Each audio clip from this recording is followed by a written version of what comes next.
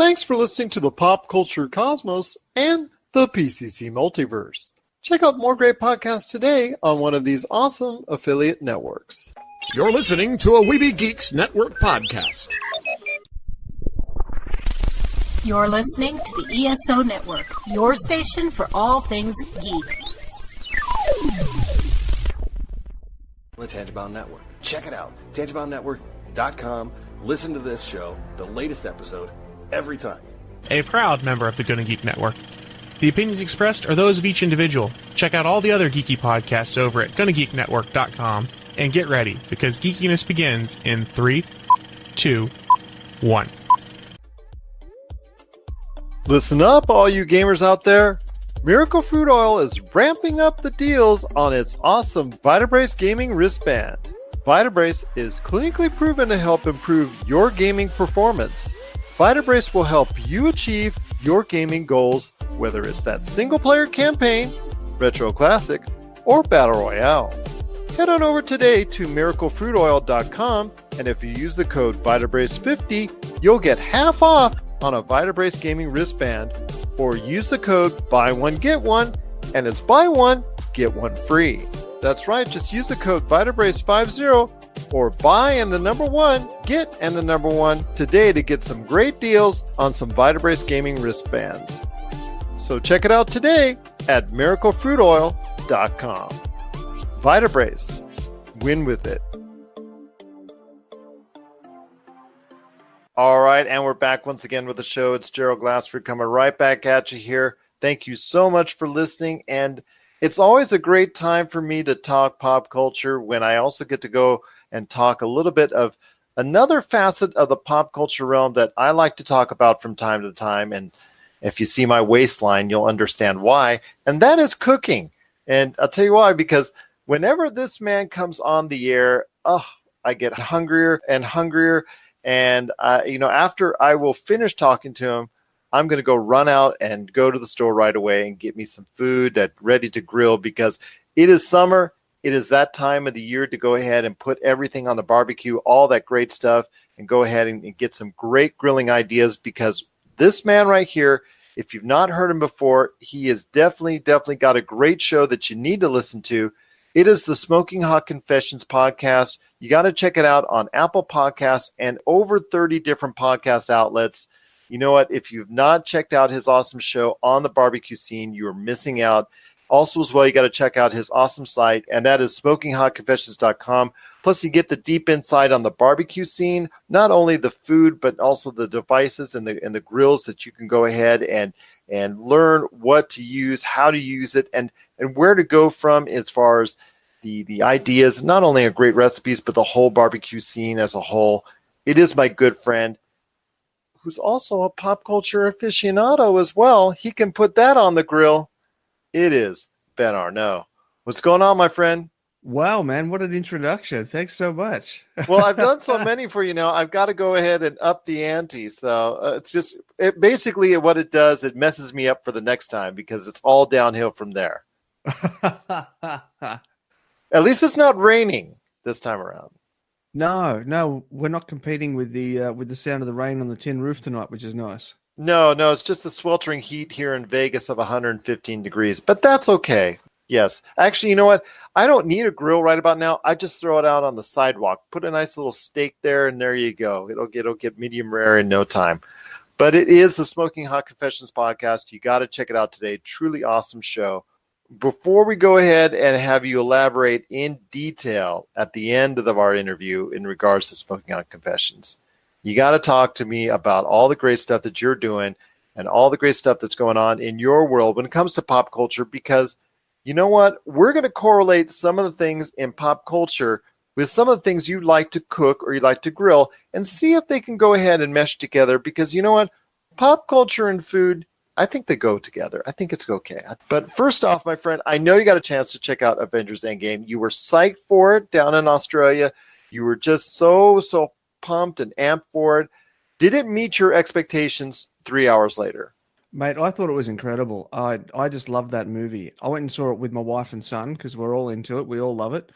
And I think my wife was in tears at 4 different points during the film. It just kept hitting these beats, and it'd cut you to the core and then build you back up again for the next scene. And when you read through the roster of just how many people are in that film, it was unbelievable that they managed to do them all justice in what comparatively little screen time they had. And yeah, it was really cool.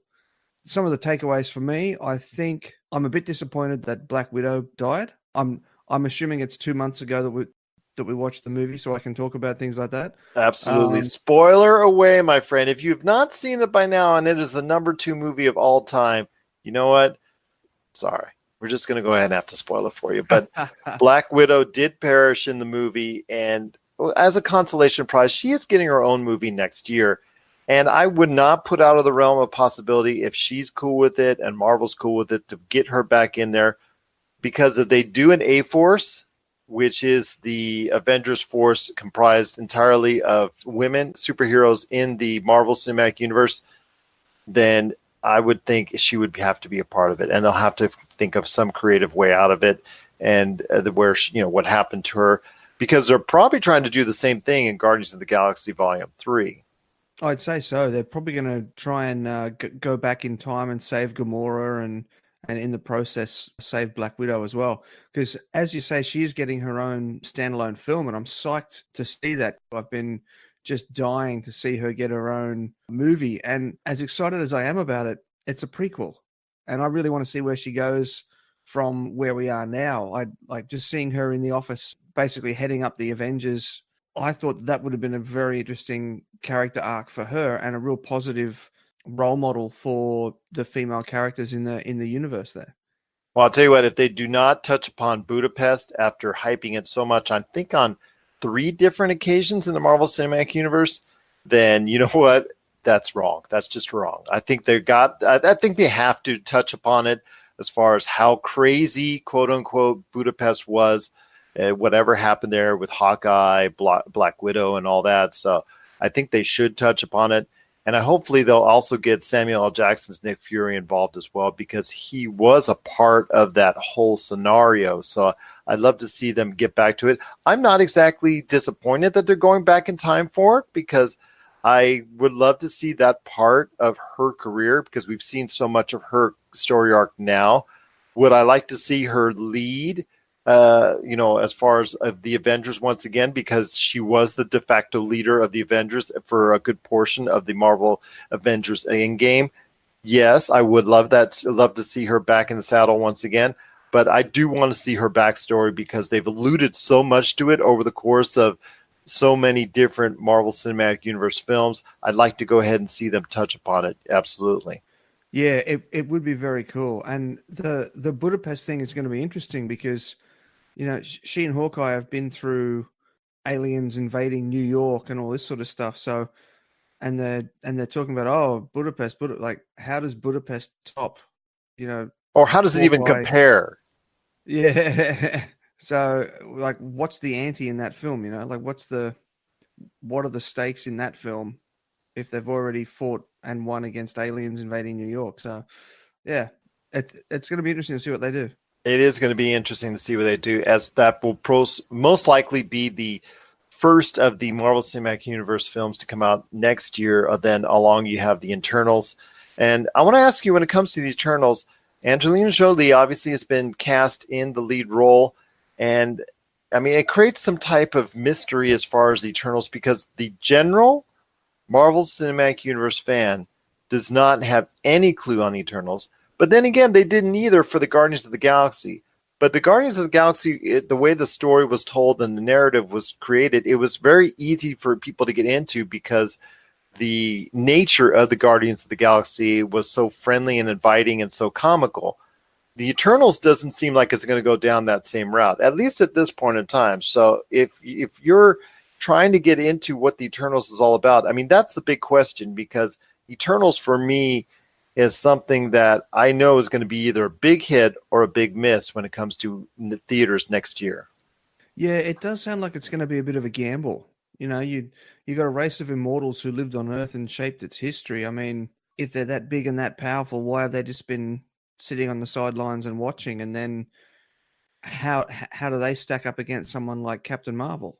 Right now, it's a wait and see because there is so much to detail when it comes to Eternals and educate the audience on before the movie even comes out. So, that's all wait and see. But I'm so glad that you and your awesome family got a chance to go ahead and enjoy Avengers Endgame, and that it was everything that you were hoping for.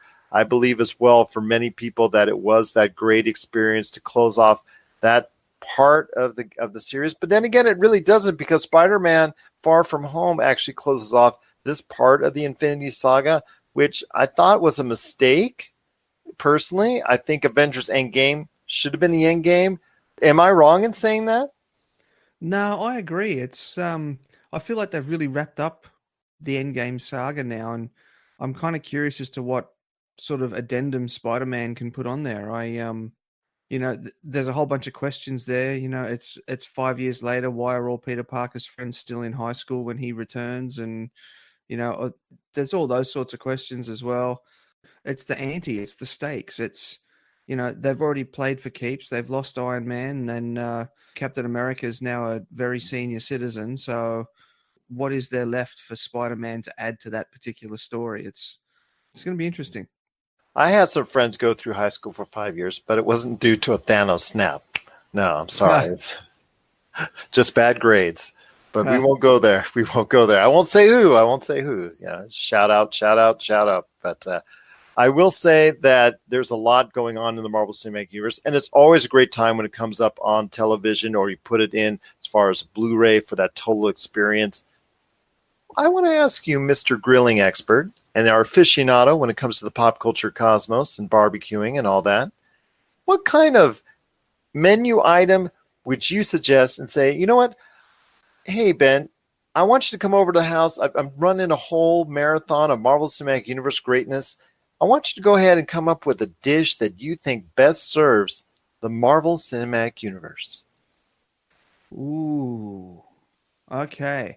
I'm putting him on the spot, so to speak. I did not prep him on it for a reason. It was kind of intentional because, you know what? This man comes up with the most delectable of meals, the most awesome of descriptions. And I wanted to see if he could do it on the spot because he's just so talented like that. And again, I'm setting you up.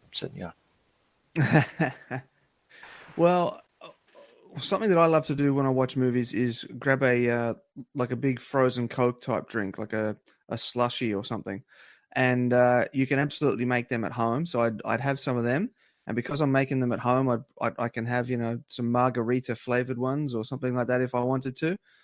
And with an icy drink, you're going to want something nice and hot and spicy. So you probably really couldn't go past some jalapeno poppers, I reckon, to sit there and eat some of those nice hot spicy things with a nice icy cold drink and sit there and make your way through some of those Marvel films. That would be pretty good. Oh, and some caramel popcorn too. Now, you mentioned jalapeno peppers in the past, but you've also told us about how to best cook jalapeno peppers because those can be miscooked and those can be really flat tasting. Because I've gone to restaurants before and they've tried them, and some of them can be done really poorly. Yeah, it's kind of funny. It comes down to whether they've been grilled or smoked, and also how well they've cleaned out the insides of those poppers. So if you just knock the seeds out but leave the white membrane inside the popper, it's still going to be really hot because the white membrane is where the heat is. If you scrape and scrape and scrape and scrape and scrape all the membrane out, then you're just left with we'd call it a capsicum here, you'd call it a pepper there. So you want to make sure you leave a little bit of that white membrane in there so you still get a bit of that kick, but not too much. And you want to make sure that you cook the peppers with a offset heat. So you're not direct grilling them because you want that bacon wrap to darken and color and take on the smoke and the charcoal. And you also want it to, well, for me anyway, I like to do it to cook it for a really long time so the bacon gets as crunchy as possible because I like my bacon crunchy. So for me, that's what I like because inside you've got the soft pepper and the soft cream cheese. So that crunchiness of the bacon on the outside just really sort of offsets that in terms of texture when you bite into it. So yeah, a nice big tray of peppers, of jalapeno poppers.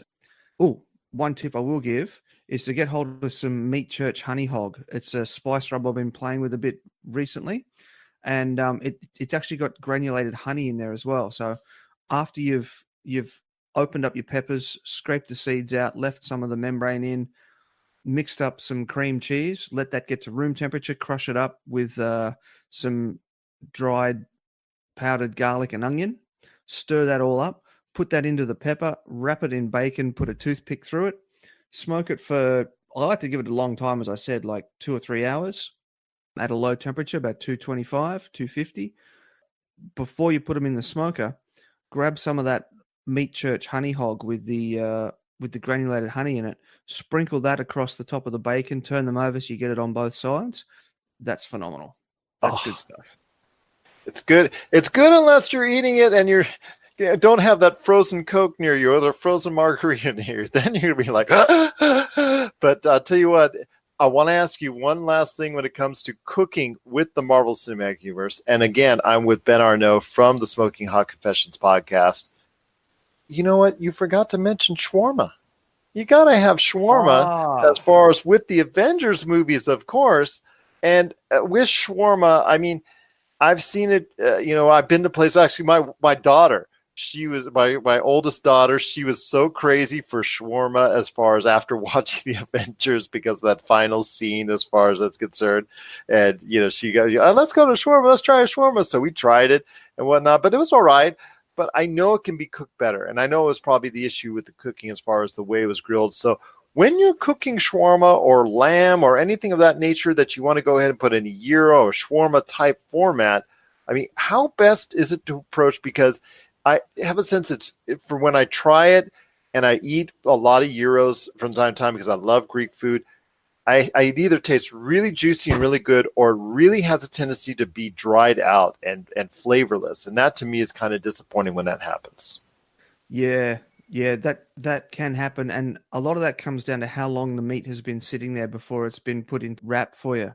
What you want to do when you're looking at a place or if you're looking at doing it yourself is to cut it fresh and not go to a place that's had it just sitting there for a while because it will dry out really quickly because they do cut it quite thin. So yeah, that would be my advice there would be to make sure that you cut it fresh off the rotisserie.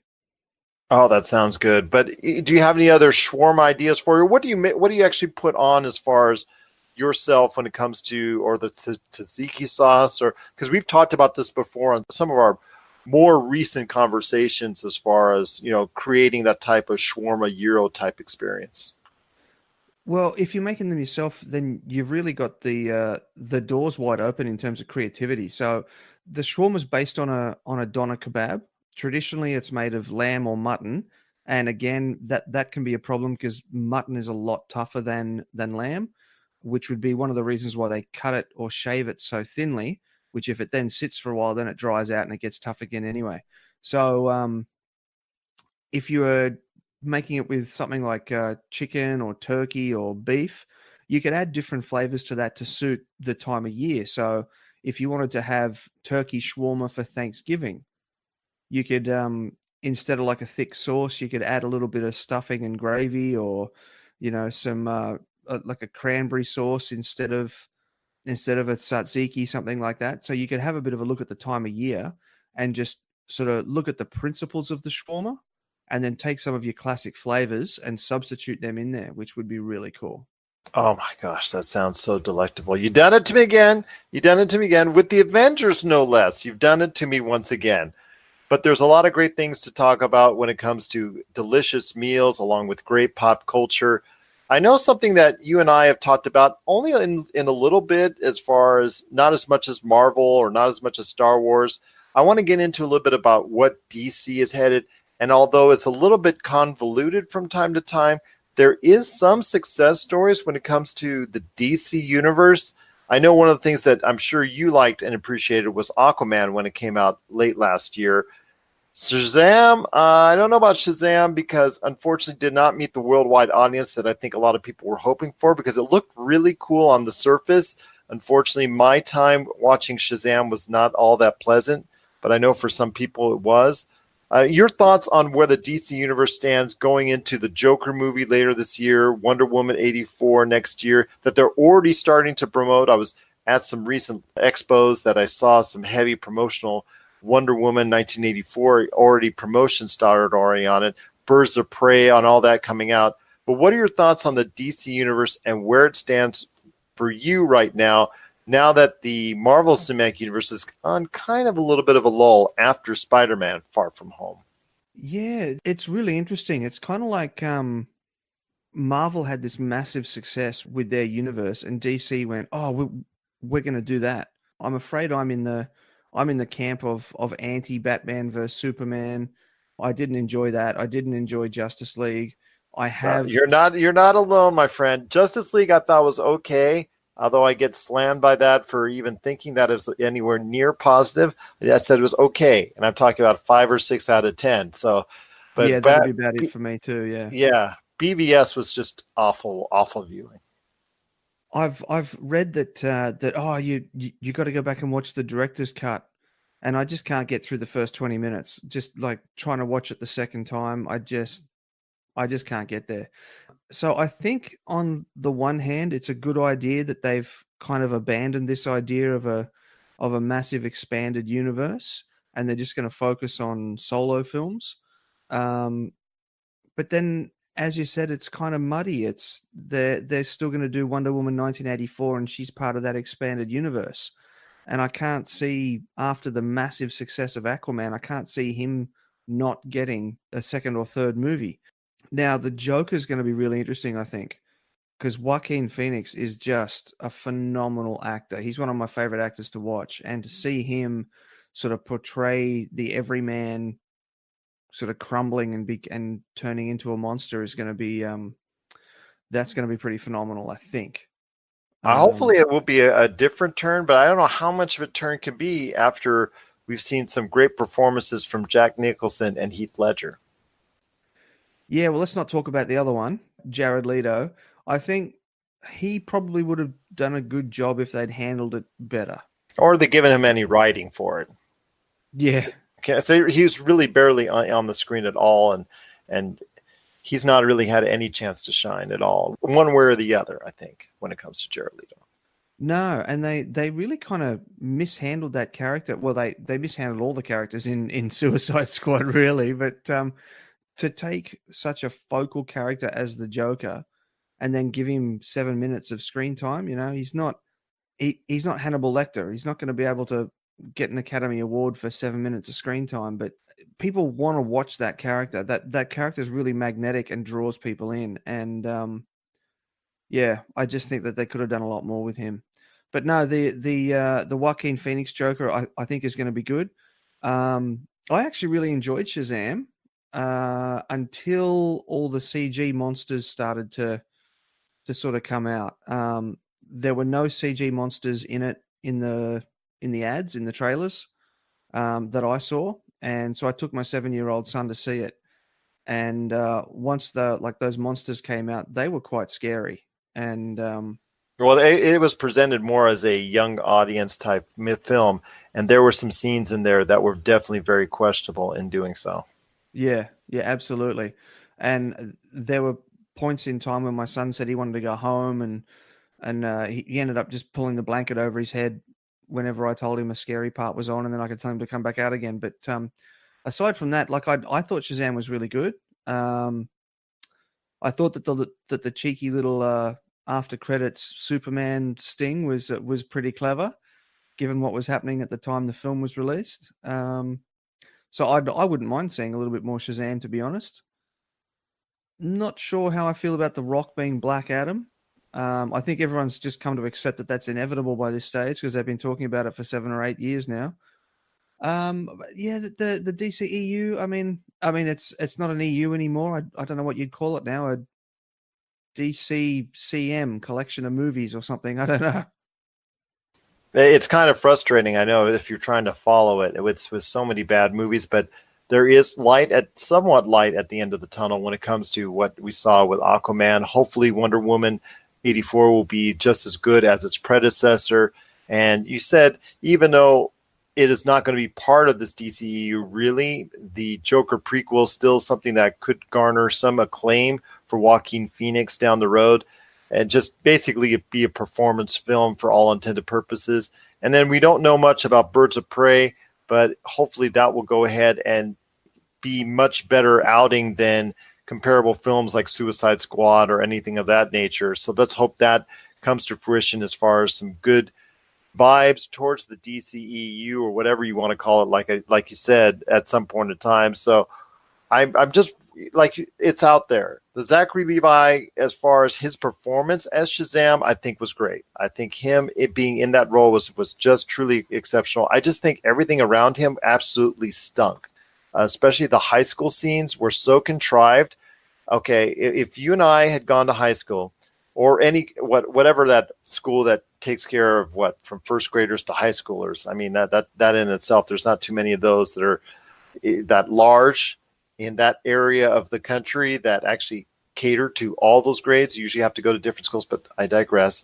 To me, that got me out right away. But if you and I were actually, part of the school, we're actually students, and we could park right in front where nobody else could park.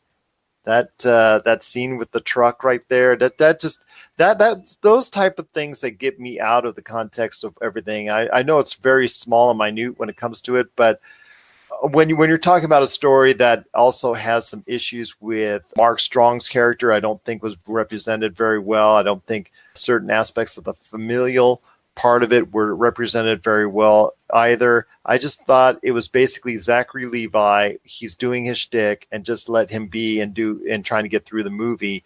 And he did the best he could. I think he has a lot of potential down the road, but I think there's so much more work to do if you want to go ahead and bring out a Shazam 2. And I don't even know if that's going to be the case. I think if he's ever going to be put back into the mix, he's going to be put back into the mix within a Justice League 2 or a Black Adam like you're talking about, because The Rock is so much more well-known.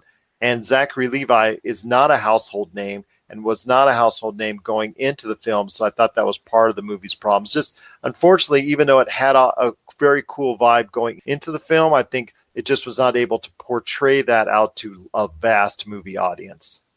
Just talking about Shazam 2, do you reckon that all the other family members had their powers permanently? So, are we going to see a Shazam family now? I think so. I mean, because in the comic books, I thought that was the case. Yeah, I just didn't know, if they were going to retcon that and just make the focus solely back on Shazam or not. I thought that was curious. But what I want to ask you is, how do you feel about the sparkly vampire becoming the Batman? Actually, we did an episode on this about a few weeks back. Basically, when your title of your episode is "Who is Batman again?" that tells you right there that I don't know. I be honest with you. Obviously, he's going to revamp his character and try to do what he can to disassociate himself from his past. And Robert Pattinson trying to go ahead and become someone else is either going to work very well and people are going to be very surprised, or it's going to be a train wreck. And I think you guys out there know me. Sometimes I like to go ahead and watch the wreck as you drive on by. Glad you're not part of it, but you want to at least go ahead and check it out. And I don't know. I just don't think it was a great move. I think there were probably many other candidates. I don't know if Nicholas Hoult, who plays Beast in the X-Men movies, was the greatest idea in the world either. I just think, to me, I wasn't actually not sold on the Batfleck. I thought the Batfleck, even given the proper context and the fact that if he could get himself out of rehab, would have probably been the best choice to go and continue that realm, because I like some continuity within my pictures. Now that I've been weaned on the Marvel Cinematic Universe, I was hopeful that they could go ahead and make better pictures, because I don't think the problem is the fact that they have a connected universe. I think the problem is that they have just poor writing and poor directing when it comes to the films in the DC movie universe. I think as long as your films are good, the part that it makes it connected makes you even more involved. And we've seen that with Avengers Endgame. The result, when you try to go ahead and you have 10 years of connecting films together, you have that payoff. You have the number 2 film of all time because you have them all connected with each other. And the same goes for the DC universe. You could have continued to connect all these to each other, And in fact, even though you did announce it in the after credits, you still mentioned it in Aquaman. It's still somewhat loosely there. I kind of like the fact that if you go ahead and still try to connect these films together, you just have to make them good. You just have to make sure that you go ahead and put out a product that's worth watching. Even the Captain Marvel and some other movies in the Marvel Cinematic Universe of recent note that might have not gotten the greatest reviews are still good enough and are still watchable enough that are really good to get through and that are still able to go ahead and tie into the overall narrative. And I think that in doing so, in going to Robert Pattinson, in going to a character and an individual that I think a lot of people have great questions on whether he can pull off a young Batman in a detective type, the Batman scenario, that to me is very... That's a big gamble. You had mentioned the word big gamble before, and this to me is a big gamble. This is bigger than anything that Marvel's actually doing right now with the Eternals. I think that's a safer bet. I mean, I'm here in Vegas. If you ask me which is a bigger bet, Robert Pattinson as the Batman or the Eternals, I'm betting on Robert Pattinson as the longer shot to go ahead and be successful long term. Yeah, there was just so many things there that I just didn't...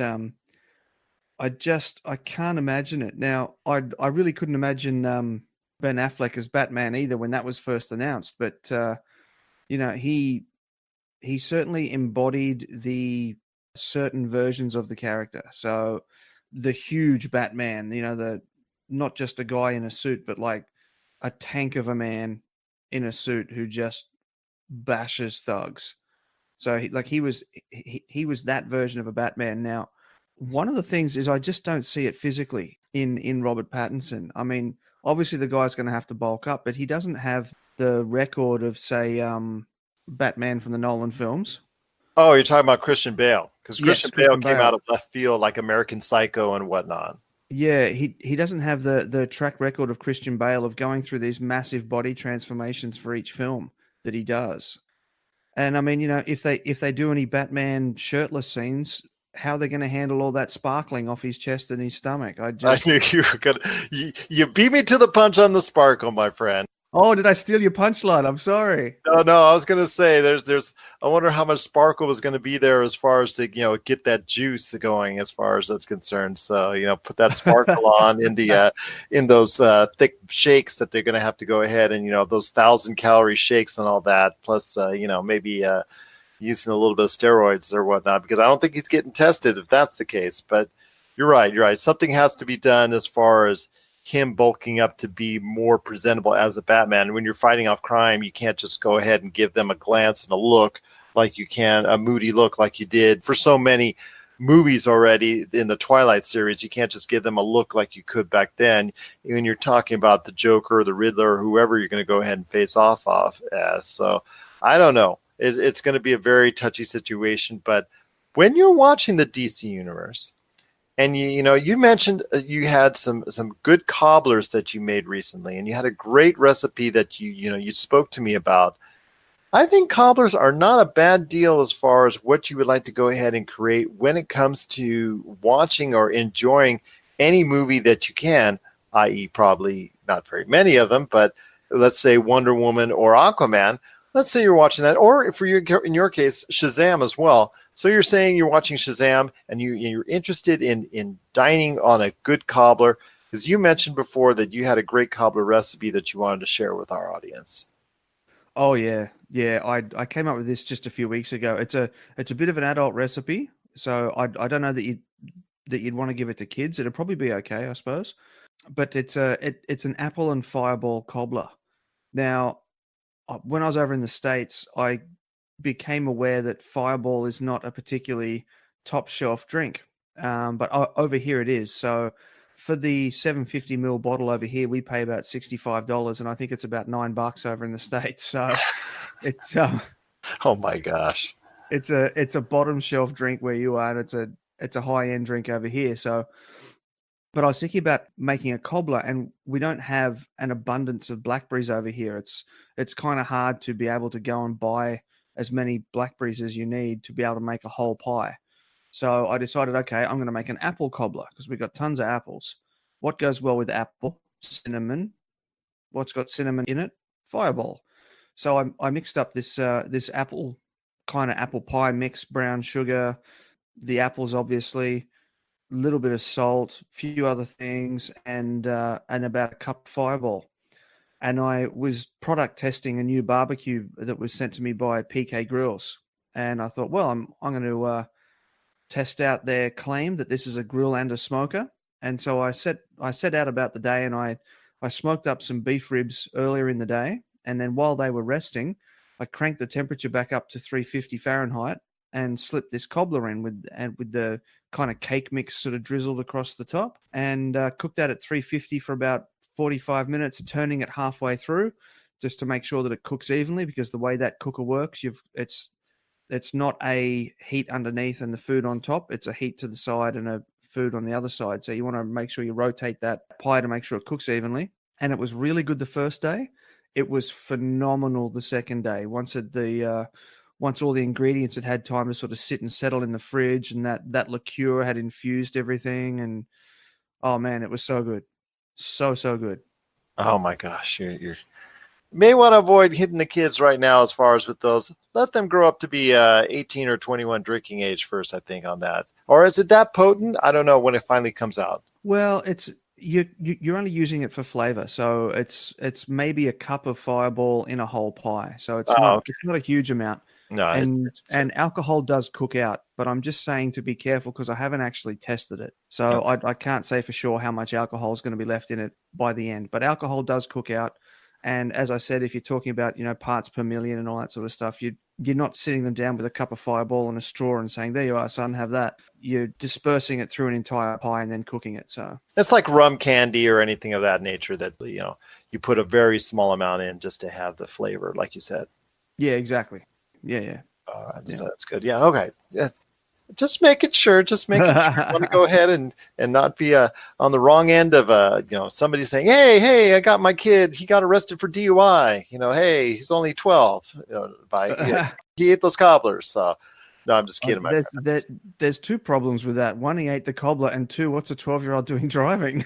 You never know, my friend. Once somebody gets started on your delicious apple cobblers, I'm kidding, of course. But it does sound delectable indeed.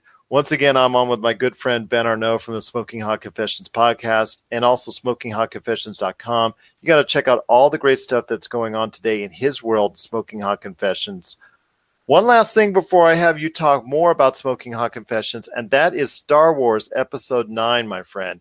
That is coming up around the corner. Just before you know it, we'll be ending the Skywalker saga as far as what they're saying anyways, because they want to go ahead on to new trilogies by the writers from the Game of Thrones and also Rian Johnson and get on with that. Plus also have you watch Disney Plus as well.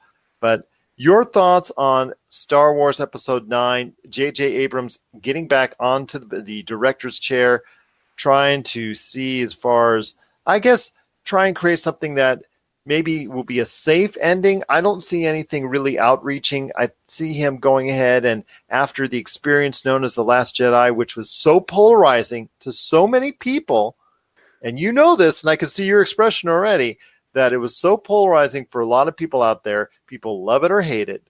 And it just, I think that Disney and Lucasfilm wanted to go ahead and have something safe. And just like he did in the first film, not try to go way overboard on trying to create new Star Wars lore, but just trying to go ahead and take what was good about the Star Wars narrative and just make it safe enough for audiences to go ahead and appreciate.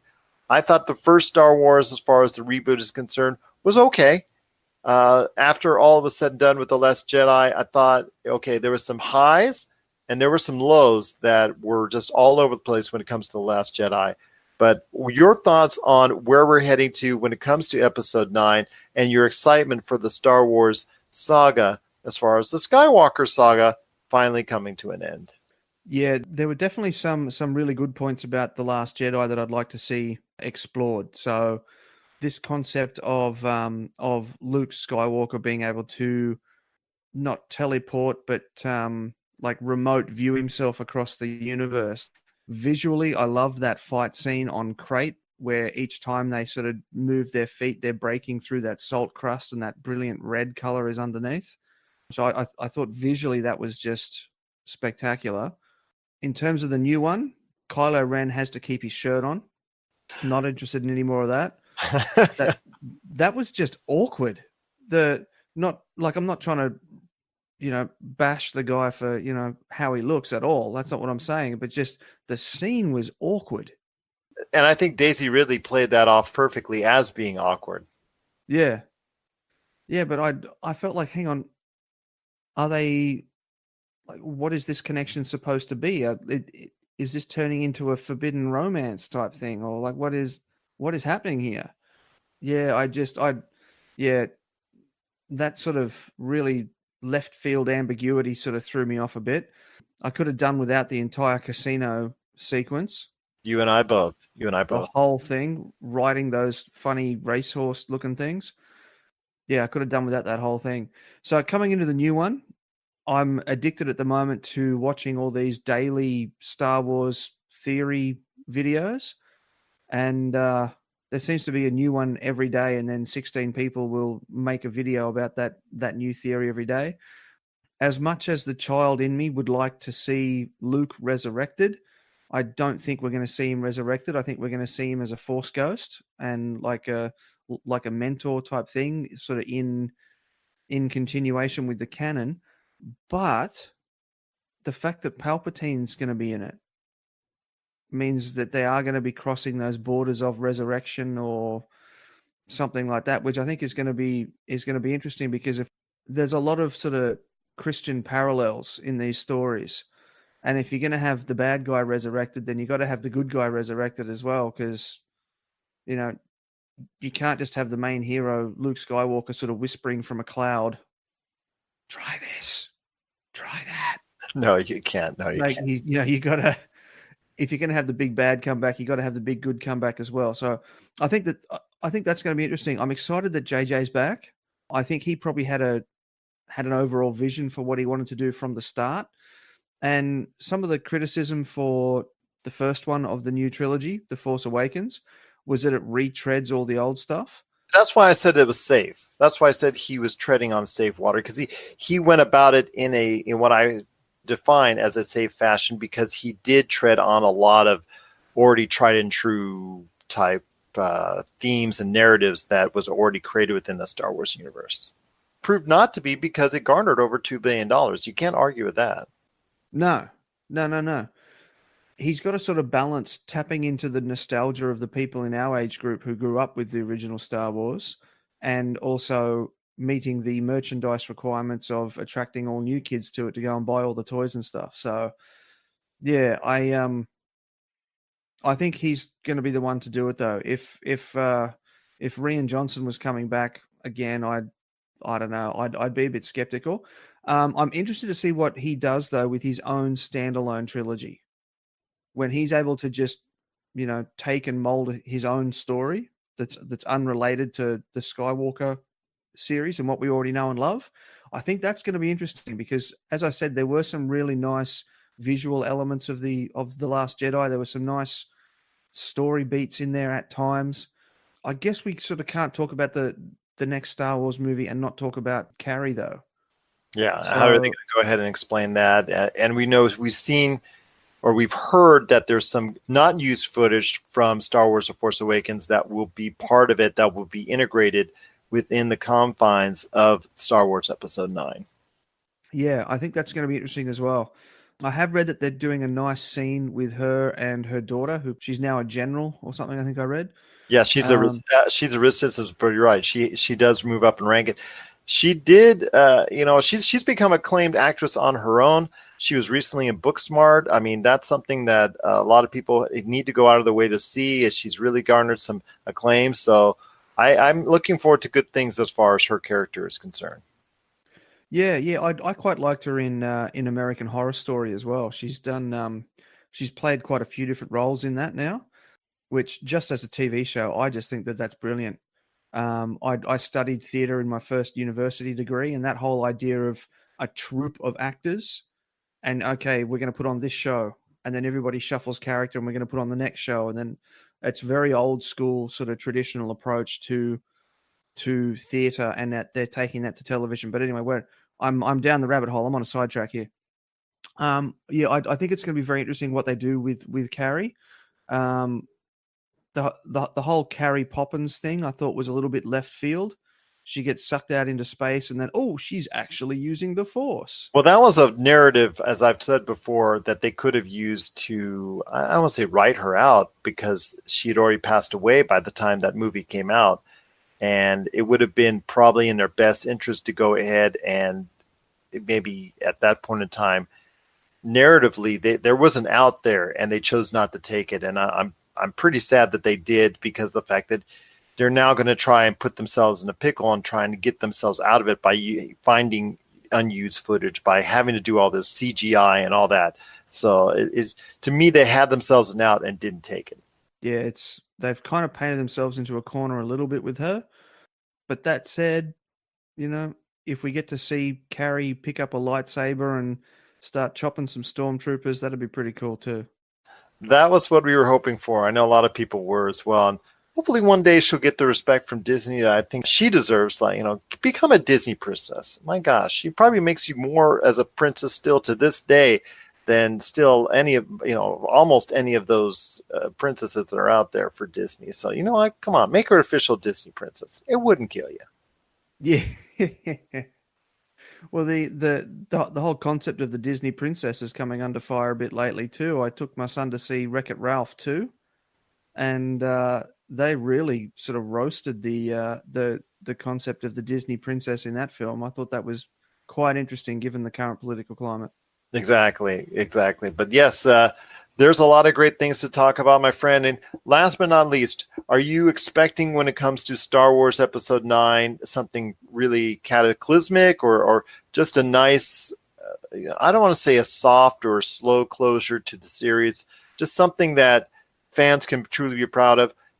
JJ is going to be helming it, so there is probably going to be some type of a happy ending, I think, that's going to be constructed that will try to please most of the Star Wars fans, because you can't please all of them. But do you expect overall that Star Wars Episode 9 is going to end up on a good note? I think it's going to be bittersweet. I don't think he's going to be able to tie it up in a nice bow and we all get the warm, fuzzy feelings walking out of the cinema. I think that there's going to have to be tragedy balanced with victory in that film. I think we're going to have to, maybe Chewbacca's going to buy it this time. I don't know. It'll be tragedy balanced with victory, I think. I think you got to put the Millennium Falcon in there as well. Oh, you reckon he's going to blow up the Millennium Falcon? I think you have to. I think at this point, I love the Millennium Falcon, but it would feel real out of place if it showed up on somebody else's trilogy or any other part of the Star Wars universe. Say, let's flash forward 50, 100 years later, because we've already done that in Star Wars The Force Awakens, where it was sitting basically in dust and mothballs and then revived. So why do that again? So, I mean, at this point in time, I mean, if there's anything that's going to go ahead and as far as an icon from the Star Wars universe, Chewbacca could be one, but I think the Millennium Falcon could be another. Ooh, yeah. If you had to choose, which one would you prefer to see gone? I wouldn't say I want to prefer to see gone, but I think the best narratively, because I like to think in that scope, would probably be the Millennium Falcon. I think that maybe it's a point where they may have to detonate it or destroy it for some reason, and there will be this long moment of silence, or with the music or whatever, and it's bloom like that. Or it could be something where it's just inoperable to the point where it needs to be destroyed. But I just think it of the two, I think Chewbacca being killed off would probably be, I don't know, the harder move to make. Yeah, true, interesting. But they can always make Solo 2 and 3 to continue the Chewbacca character. So yeah, I don't think that's happening anytime. But again, I'm on with my good friend. It is Ben Arnot from the Smoking Hot Confessions podcast. You got to check out his awesome podcast today. Before I go in and tell everybody where your podcast is at as far as where they can find it and your awesome site as well, I need to hear it from you, my friend, and they need to hear as far as our audience is concerned.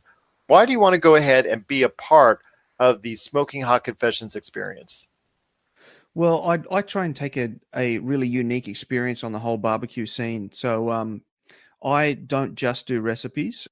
I have a podcast show of my own, the Smoking Hot Confessions podcast, where I interviewed different people involved in the wider barbecue scene. So I'll talk to competitors about how they do what they do. I'll talk to rub manufacturers, smoker manufacturers, event promoters, event organizers, all that sort of thing. So I try and get a take on the industry as a whole, and I put all that into SmokingHotConfessions.com. So all that stuff is there. We've just recently released a line of just killer merch. So we got some really interesting caps and T-shirts and insulated tumblers to keep your cold drinks cold and your hot drinks hot, all that sort of stuff. So by all means, check all that out as well. We've got a couple of ebooks on there if you're into competition barbecue, or if you love bacon, there's an ebook there as well for you. How to make bacon at home and then what to do with it, some recipes and whatnot. So there's loads of good stuff there. We're all over the socials, YouTube channels, Facebook, Twitter, Instagram. You'll find us everywhere. Just do a search for Smoking Hot Confessions. And one of the things that I do, particularly on YouTube and Facebook, and now that Instagram has IGTV, now I'm doing it on Instagram as well, is I do run around Australia and around the United States doing video interviews. So short snippets at competitions, at festivals. And so there's a visual element to it now as well. You actually get to hear from some of the champions in the game themselves, which is quite fun. So for a detailed look at the entire barbecue industry as a whole, competition, food, the devices that you need to go ahead and make it, the inside on rubs, on and all that, the best place to go is the Smoking Hot Confessions podcast. Check it out today on Apple Podcasts and over 30 different podcast outlets. And of course, his awesome site, his ebooks too, and that is SmokingHotConfessions.com. Well, my friend, I'll tell you what, it's been awesome talking pop culture with you as always. I want to check in with you from time to time as well, not only on great recipes, because I got a lot more great recipes coming later this summer I'd like to throw at you, or some great ideas I want to hear from you when it comes to some steaks. I was thinking about you the other day, man, when we were I was going through Costco and I was seeing all those steaks. I'm like, I wonder how Ben would grill each and every one of these steaks. I wonder how. Some great steak ideas, maybe some also as well, going back into shish kebabs or some other things that you like to go ahead when it comes to grilling and everything, like you go ahead as far as all your great ideas and everything you like to go ahead and put on the grill. Anytime you stop by, whether it's pop culture or cooking, I just love to hear your thoughts, my friend. Anytime, mate, anytime. I love being part of the show, and I love the fact that that you love to talk food as well as comics and movies and TV shows, because I'm exactly the same. So I always look forward to it every time you reach out to me and ask me if I'd like to be on the show. So, well, I love talking about it, but the problem is my scale loves to tell me that I love talking about it and experiencing it way too much when I talk about cooking and pop culture. But you know what? It's all worth it. It's all worth it indeed, because of the delicious recipes that you always provide us on the show and all the great things at the Smoking Hot Confessions. It's definitely worth it. My friend, I'll tell you what, it's just awesome having you on the show and being part of the pop culture cosmos.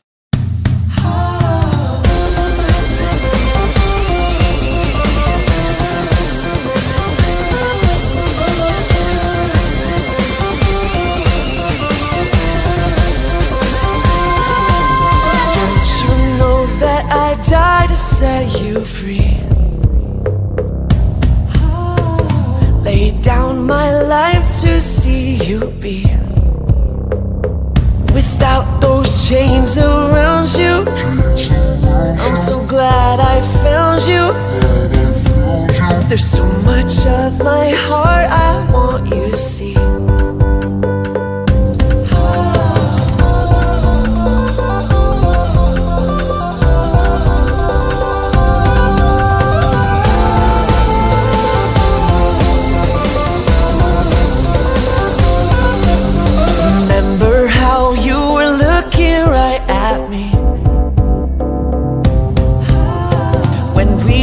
That curse on your family tree. Now let the joy surround you and watch darkness pass through. Now this light will never leave your feet.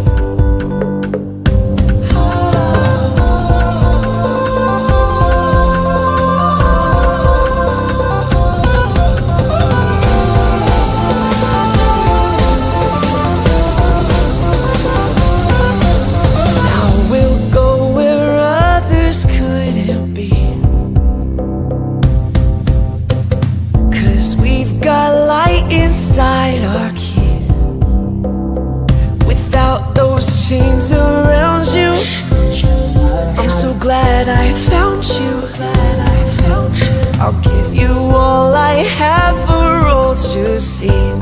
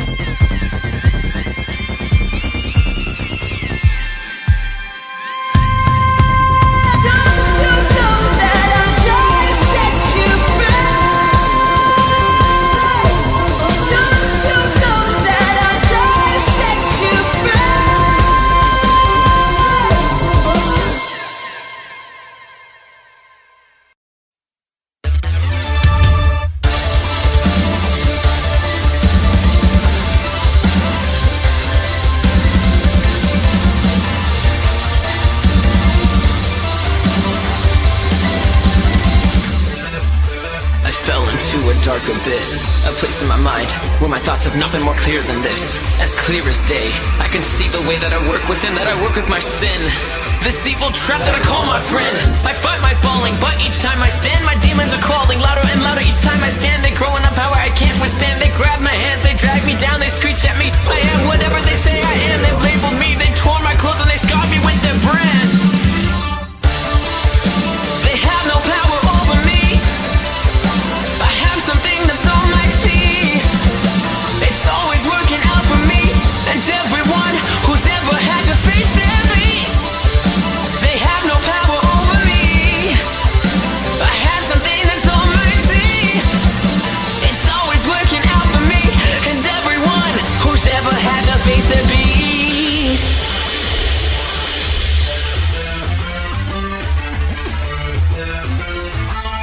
Hey! Little did I know, in the dark I'm shown what'll come to the light. Hey, what is whispered here, right in my ear? I will shout from the roofs.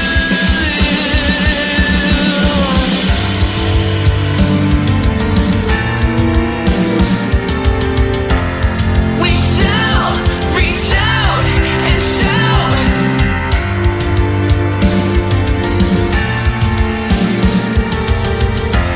And we shall reach out and shout.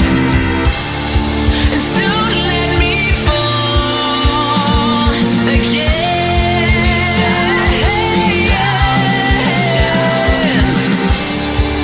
Don't let me fall again.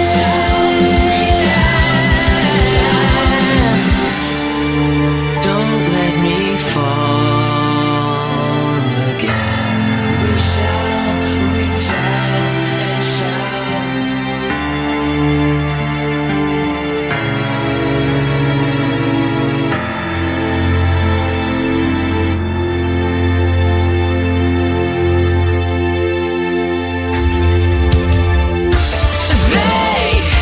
have no power. They have no power. They have no power. They have no power. You're listening to the Pop Culture Cosmos. Do you enjoy TV shows, movies, video games, comics, or novels? Do you enjoy listening to people discuss geeky topics without getting bent out of shape when they disagree? If you do, then the 42 Cast is right for you. We're a podcast with a rotating cast of guests that discusses a new topic every week. You can find us on Stitcher Radio, iTunes, Google Play, or 42cast.com. You can also support us and the entire ESO network by going to patreon.com/ESO network. That's the 42 Cast, your ultimate answer to fandom, geekiness, and everything. You're listening to a Weeby Geeks Network podcast. This has been a broadcast of the ESO Network. Be part of the crew and help support our shows by donating to our ESO Patreon or by shopping through Amazon.com or the TeePublic store, which can all be found at www.esonetwork.com. The ESO Network, your station for all things geek. Tangent Bound Network. Let your voice be heard. TangentBoundNetwork.com. Thanks so much for downloading the Pop Culture Cosmos, and stay tuned as more great podcasts are on the way. Thanks again for listening to us here at the Pop Culture Cosmos.